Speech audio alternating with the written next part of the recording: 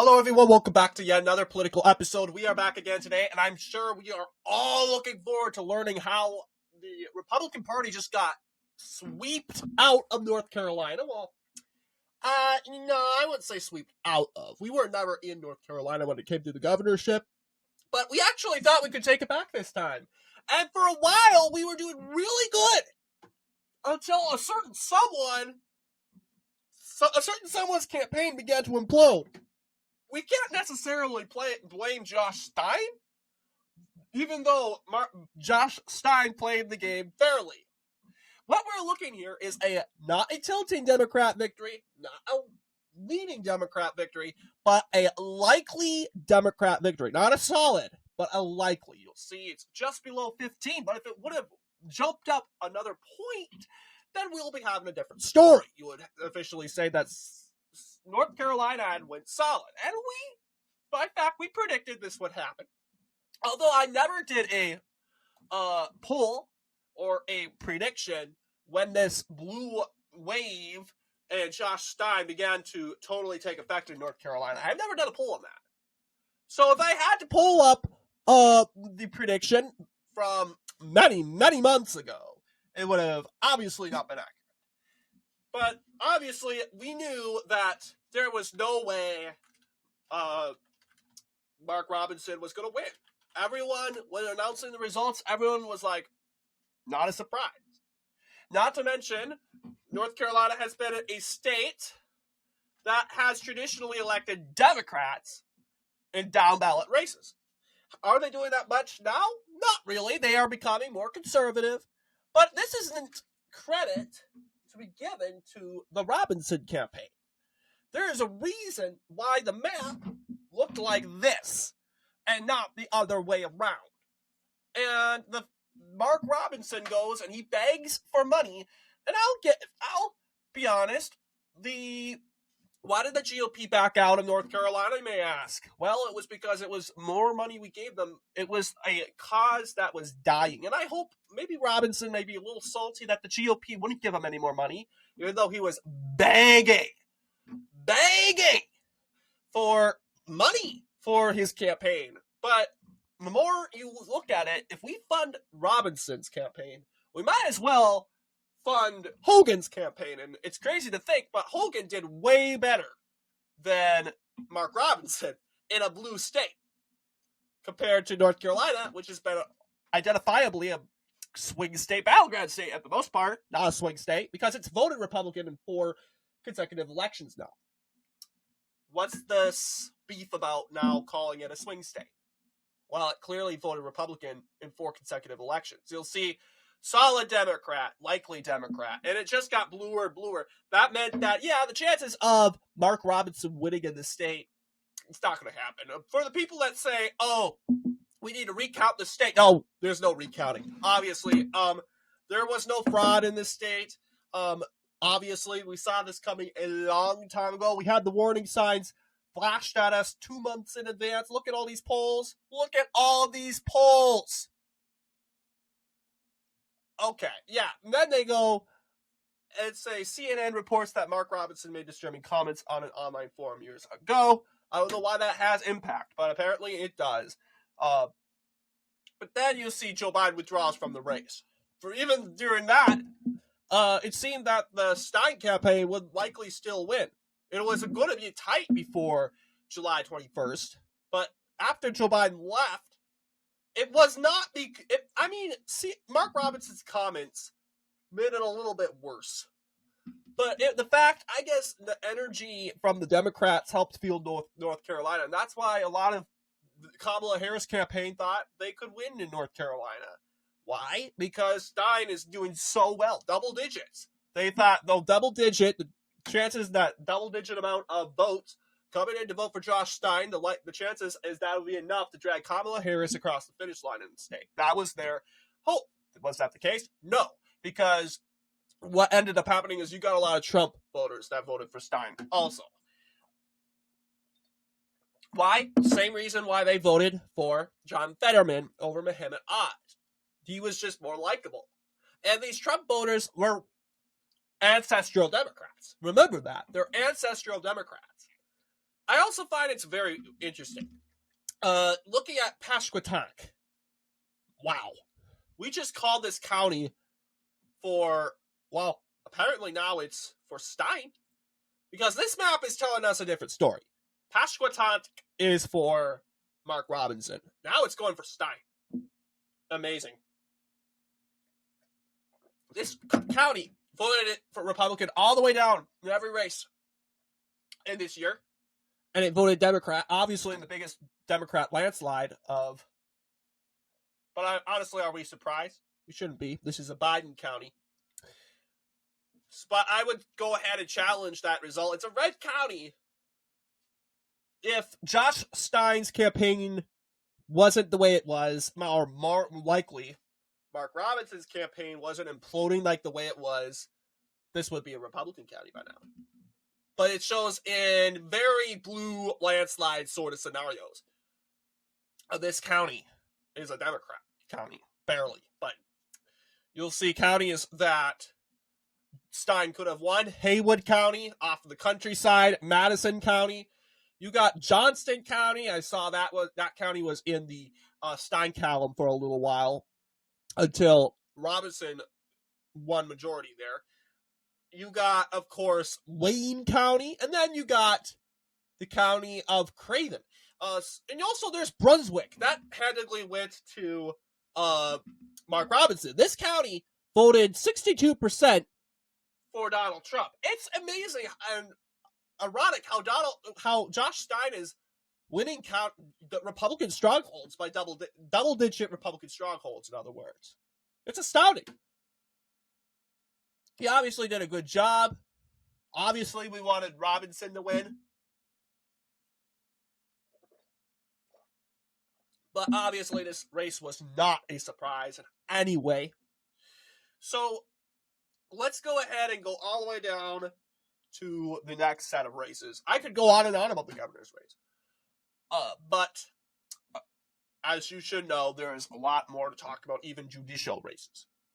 There is a lieutenant governor's race. You'll see Rachel Hunt, which I believe is not incumbent, has kept lieutenant governor's mansion blue. Barely. She did way better than, well, I should say, did a typical Democrat performance in North Carolina. But, as you can clearly see, Hal Weatherman did way better than the current lieutenant governor, which is astounding. That's how bad. And I'm begging, Mark Robinson, take this as a hint. North Carolina has had your share of you. I love you. I like you. But I don't think you can win after this run. This run just totally destroyed your campaign. Sorry. I mean, I love Robinson, but I don't think he can take out Roy Cooper. Being blatantly obvious with you. If he were to run. Of course. But yes, Pasquotank barely going in for Republicans.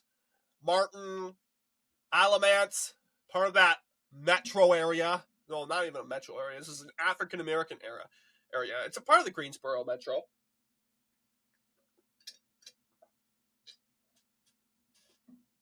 It is, indeed.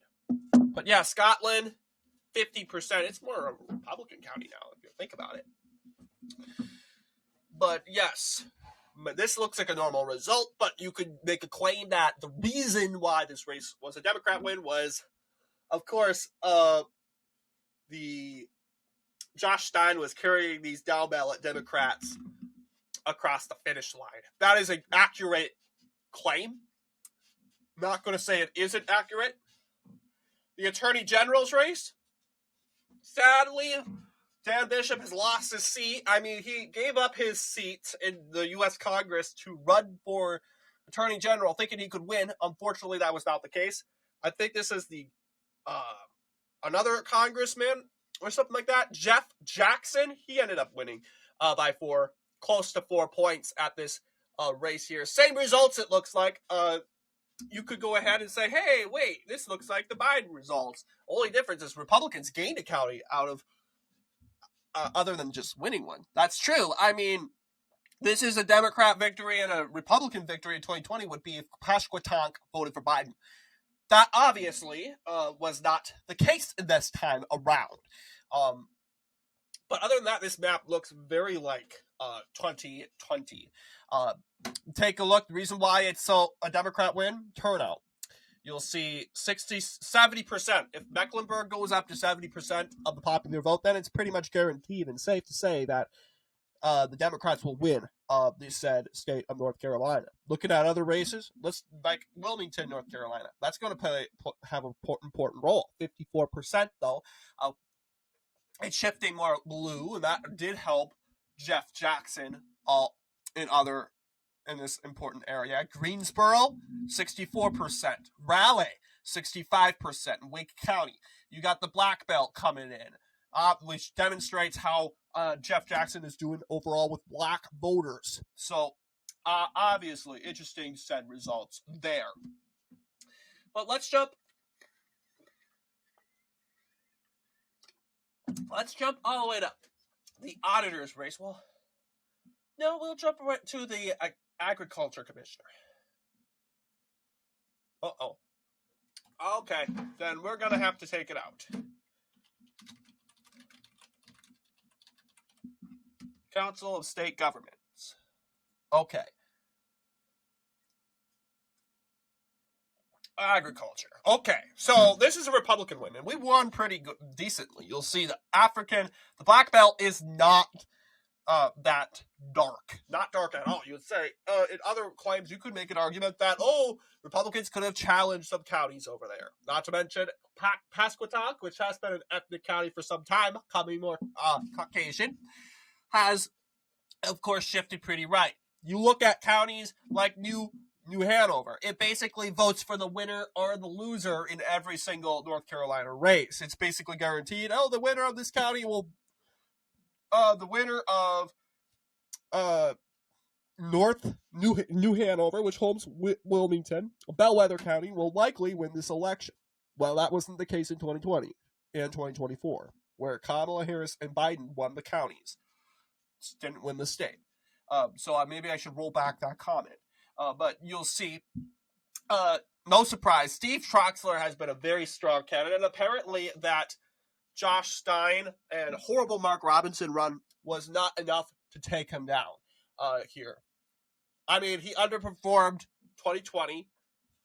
Understandably, you got a really bad Republican running, but he also underperformed 2016 and 2020. He even won Wake, which holds Raleigh, and this Chatham. Is it Chatham County? Chatham, yes, Chatham County. I remember that, but yes, that county down below. African American, I want to believe. Yeah, that resulted to a victory for the said Commission of Agriculture. And it seems that both Democrats and Republicans enjoy Steve Troxler. So congratulations to him, of course. We're going to jump all the way to the auditor's race. It looks like we can't access that either. Republicans managed to successfully win that race also. Auditor.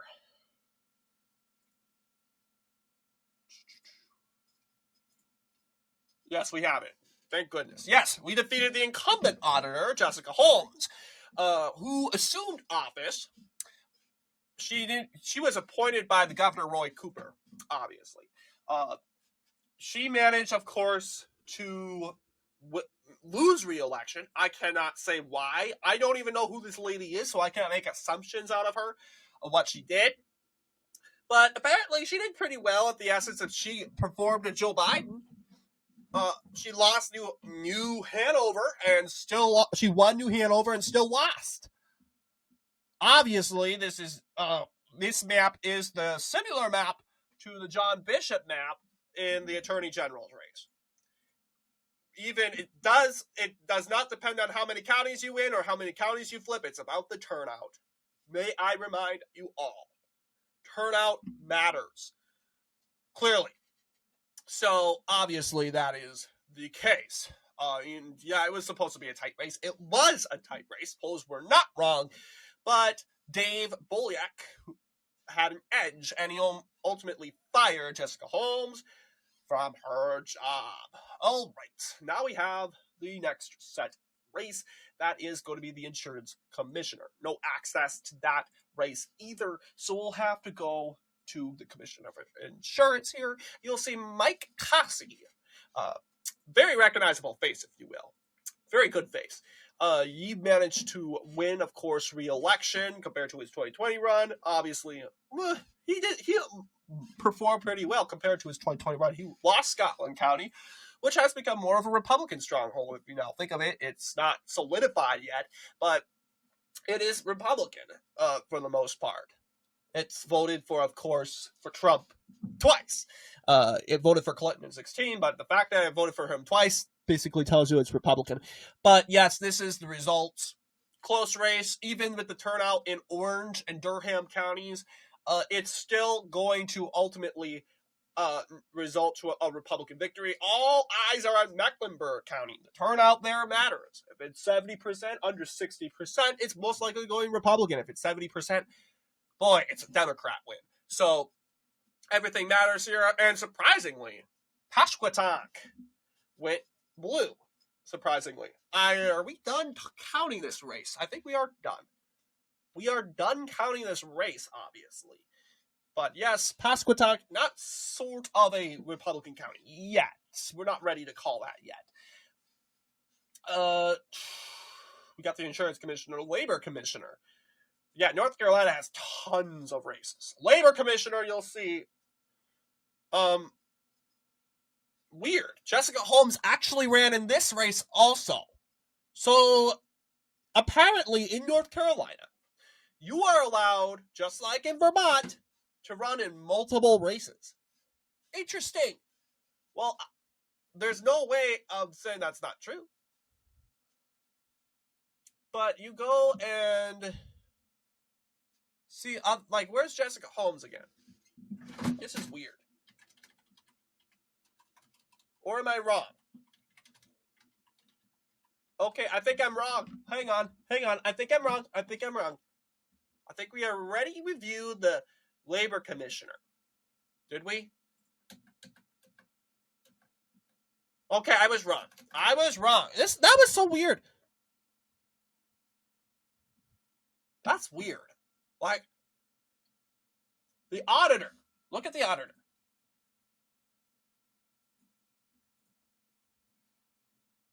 This is weird. I thought I literally could have swore to my gut that Holmes had an office, but I must be hallucinating because I'm ill, in case if you cannot tell. But what it looks like is I might have got that wrong. The auditor results. Okay, I think I understand what happened. Yeah, we got the labor commissioner confused with the auditor. So apparently Beth Wood, previous auditor, before she ran, incumbent, she won re-election. Now, this is confusing because this time Mecklenburg County is voting in 60% margin. But there's a problem. You see a twist.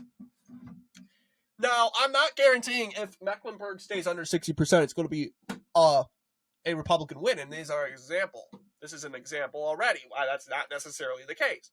You got New Hanover. The turnout there, depending on the turnout there, Republicans, Democrats may achieve in winning that election without getting Mecklenburg County up to the necessary votes in order to carry the state. So something to keep in mind. Interesting.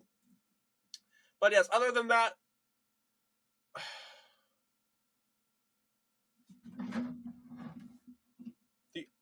this is so weird. It says, candidates, Bullock, Holmes. It has a star right by her name. Auditor. Are we at the auditor? Okay, state auditor election. Beth Wood. State auditor before. Okay, this is so confusing. I think, how did this even happen? I cannot wait to watch the footage of this after. Because this is ridiculous. Because obviously Jessica Holmes ran in the commissioner election. Oh, my bad. 2024. My bad. We were on 2020. That's weird. Okay, this is the right results. Thank you. I was on 2020. and we looked at 2020. I didn't switch it back. So we just wasted a lot of time. My bad. Labor Commissioner. Now, previously, Jessica Holmes was in this election. She was defeated. But thankfully, with the name recognition, Roy Cooper decided to put Jessica Holmes, nominate her to be the replacement of the commissioner or the state auditor. I don't know what happened to the state auditor. He was fired. He was indicted. He died. I don't know. I think if he had died, I would have known about it. But what it's looking like, he probably likely did not die. Probably resigned from some sort of scandal. Like it most likely is. But yes, Luke Farley wins, defeating Braxton Winston. A fair result here. You'll see New Hanover, Scotland, key swing counties, Pasquotank. Going in for Republicans, Mecklenburg, important. It's staying down into the hands of Republicans. It's staying down 60%. Beneficiary to Republicans. Okay? But going down, yeah, we knew Luke Farley would most likely win. That was the Labor Commissioner. The Secretary of State, we got some information on that. The longest Secretary of State ever, Elaine Marshall, is continuing to chug along, and North Carolinians are fine with it, and people don't care. She's been in there since the 80s, 90s. She's definitely been in there before the 20th century started. The 21st century, excuse me. She's been in there very, very long, and she likes not sharing. She does not like sharing, but we thought, you know what, people, maybe they were done with her. Well, was that the case in 2020? No, it really wasn't, unfortunately. It wasn't the case in 2020, the Secretary of State. You'll see, yeah, she won 51 to 48%. So over the years, her margin has been shrinking. She's been winning landslide after landslide after landslide. But yeah, what it looks like, she may have carried every county at one point. But Elaine Marshall wins 51%, 49%. Despite at her very old age, North Carolinians continue to tell Americans whether the candidate is a Republican or a Democrat, age doesn't matter. It really doesn't. Experience and the cognitive ability, which obviously Elaine Marshall has to be cognitively okay. Otherwise, she wouldn't have gotten reelected. But yes, you'll see 68% not guaranteed. 53%, I would say this is what gave Elaine Marshall the election, not to mention a boost in turnout in Mecklenburg. But yes, you get what I am saying here. Labor Commissioner. We talked about the Secretary of State. Let's talk about, okay, we can't access a superintendent of public instruction. Then let's access it with Wikipedia. Okay, this is 2012. What am I looking at? Okay. Glad we didn't make that same mistake. So, Mo Green. Unfortunately, how frustrating.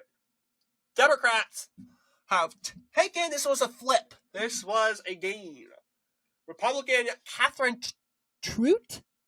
Catherine Truitt was previous winner, previous holder of the seat until it was taken over by Mo Green. Which looks, of course, he has a page which shows he has more recognition. Yeah, it looked like he was leading this thing all the way through. That's what it's looking like. Mo Green is the former superintendent of Guilford County Schools, former deputy superintendent of Charlotte Mecklenburg Schools, Republican nominee. Michelle Morrow was a nurse and former homeschooling cooperative teacher. I don't know if that would kind of, I mean, if you're already a superintendent from one county, why can't you be the superintendent of the state? That's what a lot of North Carolinians are kind of thinking. They're voting off of who's more experienced, and what it obviously is looking like. It seems as if Mo Green has the overwhelming experience. You'll see. I don't know if that... It starts with an L. It starts with an L. That county. Lenore. 52 to 45. That's for Stein. This county did vote for Trump. 53 to 46. Yeah, this county managed to hang in there, despite all the other swing counties going for what's his name, except for this county right here, Alamance. Trump won this county pretty solid, 54%. And you ask me why Mo Green won this election. Well, it's a little weird, wonky results, but this is obviously what the results look like. I mean, these are counties that Trump clearly carried by over 5 points, so you'd think they'll go Republican, but that was obviously. And I can probably understand why. Take a look at the primary results. I can only guess that the people of Lenoir County was very salty. Actually, no. Yeah, very salty. When their candidate, Miss Trout, Catherine Trout, remember, she held this seat. We talked about this. She held this seat until she was fired by a homeschooling teacher. How embarrassing!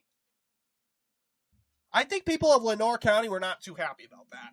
Looking at the results right here, and history tells us usually when you go and fire the incumbent in a primary, unless he's a really, really bad incumbent and that the party, the majority of the party's not on your side when it comes to that, then you're most likely going to lose. This is obviously making my point.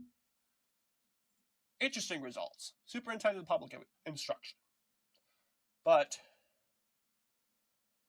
let's take a look. This is not our last race because we have to talk about judicial races. But we have our last down ballot executive race. That is the treasurer's race. We cannot access that from Wikipedia, but fortunately, we got results here. Brad Breiter was elected the next state treasurer of North Carolina, defeating, surprisingly, Wesley Harris. I thought Wesley would actually win, in my opinion. But obviously, I think, was this an overperformance? It proved to be a long shot. It was a close race overall. Clearly, Breiter won most polls. Wesley Harris in there too. Harris was a state representative, while you have Breiter is an investment manager for Michael Bloomberg and University of North Carolina at Chapel Hill trustee. Obviously, if you're working for Michael Bloomberg, you must be in bad business. But anyway, he won, actually. Got the party on his side, carrying, of course, New Hanover. That's key into winning. I don't think it's already it's a blue county now. If you win New Hanover County as a Democrat, good, but you're not guaranteed to win, obviously. But if you don't win New Hanover County as a Democrat, then you're probably not going to win. Just saying. It's very suburban, kind of influenced by this dark red county, which is why it kind of went blue, surprisingly, because this was a Republican struggle. But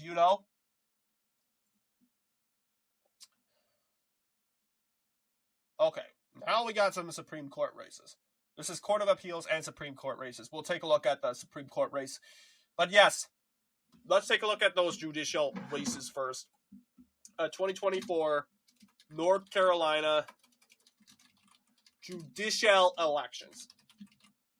We've talked a lot about the 2022 ones, especially, maybe 2020, I don't know. But now let's talk about, it looks like they have not yet figured out the winner of the said Supreme Court seat 3. That's disappointing. Well, actually, yeah, they have not figured out the winner. Too close to call. Do not take that one into account. Allison Riggs is leading, barely. You got Jefferson Griffin trailing behind barely. You will also notice something. Allison Riggs is the incumbent. We can even pull this up.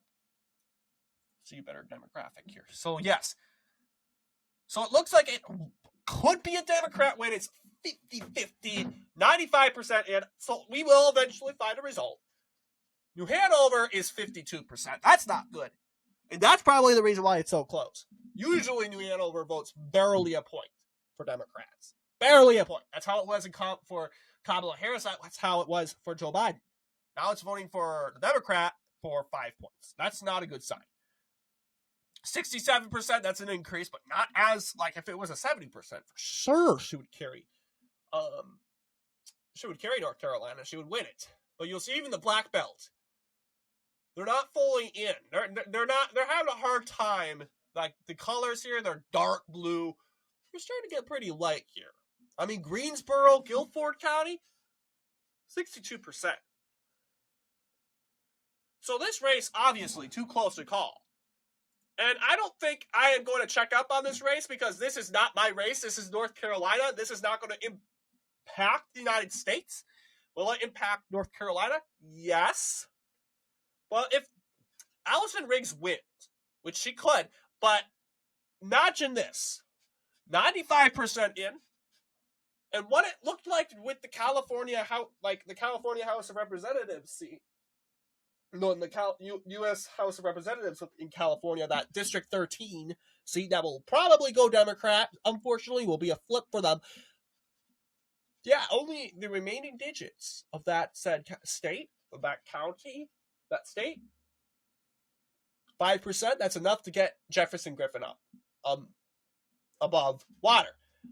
Allison Riggs should be concerned because she's just leading by barely anything. Only 100-some votes.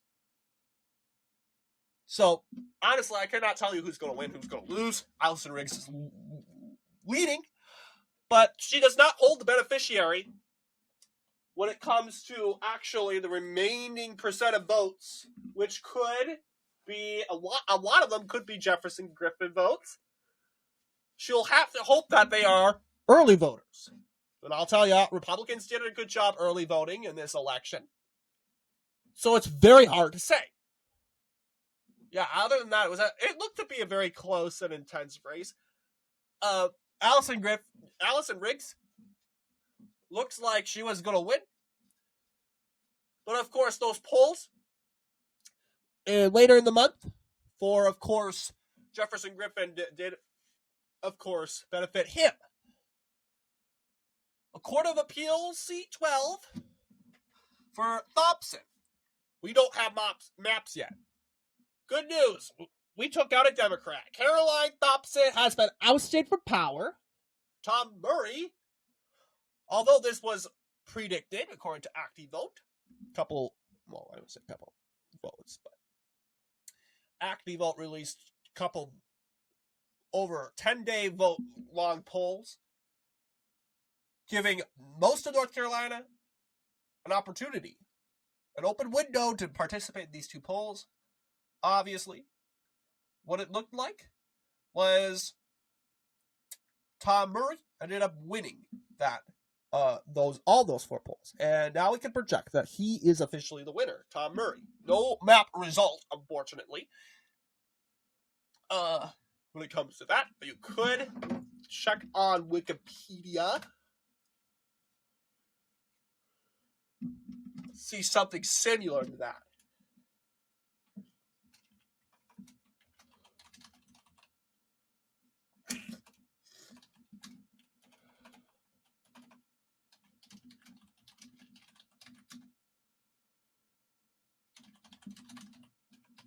Okay, it does not look like we got a map out, but those maps will be released eventually. They always do. Of course, this is the primary. This is 2022, so that doesn't count. Zachary's seat. Valerie Zachary, looks like we have no numbers in, but it looks like, according to the polls, she will win. Actually,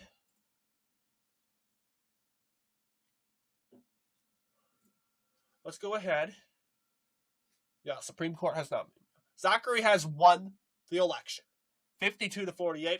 They have not registered on those numbers clearly, but that is seat 14. She wins re-election. All right, open seat. Going down, you'll see we got Chris Freeman versus Martin Moore. We can project that Freeman will win the election.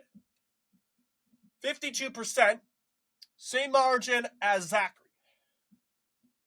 So I have to mention it. If abortion's such a huge issue in North Carolina, it clearly isn't, obviously.